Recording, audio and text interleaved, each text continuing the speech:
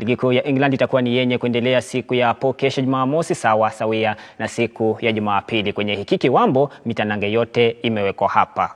Kazi kuntu kwake Devi ambaye amehakiki na kuhakikisha mambo yote ya graphics yanawekwa kwenye ubora wao. Sasa nimesimama hivi kwamba siku ya Jumamosi Aston Villa ambao wanashikilia ndani ya nafasi ya 3 wakiwa na pointi zao 50 watakuwa wanakipiga dhidi ya Leeds United mechi ya saa 12, na hapo saa 12 kutakuwa na mitanange mitatu, mechi 3, ngarambe 3. Aston Villa watakuwa nyumbani dhidi ya Leeds mechi ya saa 12, Brentford dhidi ya timu ya Brighton mechi ya saa 12, bado saa 12 Chelsea watakuwa wanakipiga dhidi ya Burnley, alafu ikifika saa 2:30 kutakuwa na mtanange mwingine, mtanange wa timu ya West Ham dhidi ya Bournemouth. Hapa kwenye Bournemouth Moses Okech atakuwa ni mwenye kurudi kuishabikia kuona iwapo watakuwa ni wenye kushinda. Huyo Moses Okech ni shabiki shakiki wa Bournemouth ambaye pia ni mwanahabari hapa kwenye kituo hiki cha Look Up. Sasa siku ya Jumamosi saa 5 usiku itakuwa ni kufunga kazi kwenye mechi za ligi kuu ya England, na ni kwamba Manchester City ambao wanawatia kiwewe sana wana Arsenal ama wanawatia wasiwasi sana wana Arsenal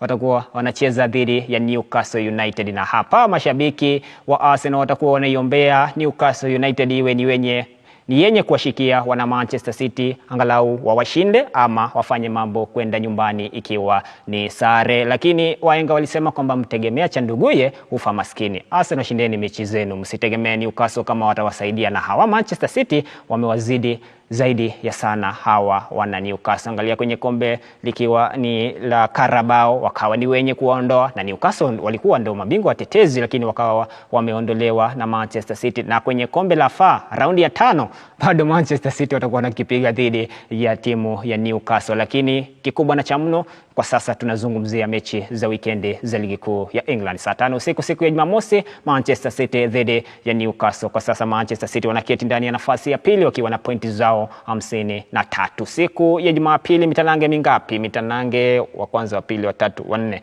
Mitanange minne, na mitanange ya saa 11 itakuwa ni mitanange mitatu. Crystal Palace dhidi ya Wolverhampton, timu ambayo imetoka kuifanya Arsenal kudondosha pointi 2 muhimu baada ya kufungana mabao 2-2 siku ya Jumatano ama ukipenda katikati ya wiki. Mechi nyingine ya saa 11 hapo kesho kutwa ni Nottingham dhidi ya Liverpool, na Liverpool ndo mabingwa watetezi wa ligi hii ya England, lakini tuambiane ukweli, hawatatetea kikombe kitakwenda kwa Arsenal ama Manchester City. Huo ndio ukweli wa mambo kufikia sasa. Sunderland saa 11 bado watakuwa nakipiga dhidi ya Fulham. Saa 3:30 kutakuwa na mtanange wa aina yake, mtanange si wa saa 3:30, mtanange wa saa 1:30 siku ya Jumapili. Mtanange kati ya Tottenham dhidi ya Arsenal. Hapa Arsenal aliyaonia wasiwasi. Jumatatu mtanange mwingine wa ligi kuu ya England utakuwa ni wa saa 5 usiku, wakati timu ya Everton itakuwa inakipiga dhidi ya Manchester United. Manchester United mpya, Manchester United ambayo inataka msimu kesho icheze kwenye ligi kuu ya mabingwa kule Ulaya, ukipenda Champions League kimombo mayai.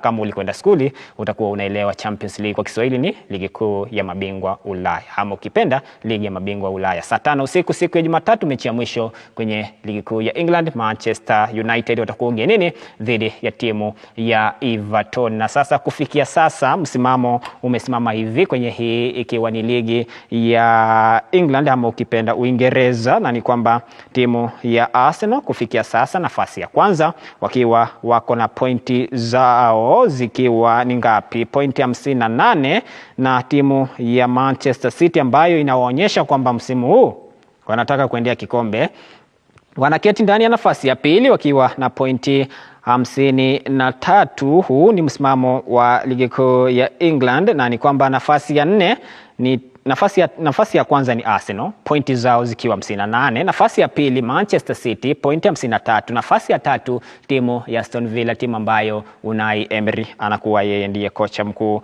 na huyo Unai amewahi kuinoa Arsenal lakini mambo hayakwenda sawa, akawa ni mwenye kutemwa, na sasa Arteta anainoa Arsenal. Aston Villa nafasi ya 3 wakiwa na pointi zao 50. Nafasi ya 4 ni ya Manchester United, timu ambayo msimu huu inacheza kwenye ligi kuu ya England peke yake. Kombe la FA ama ukipenda FA wakatolewa.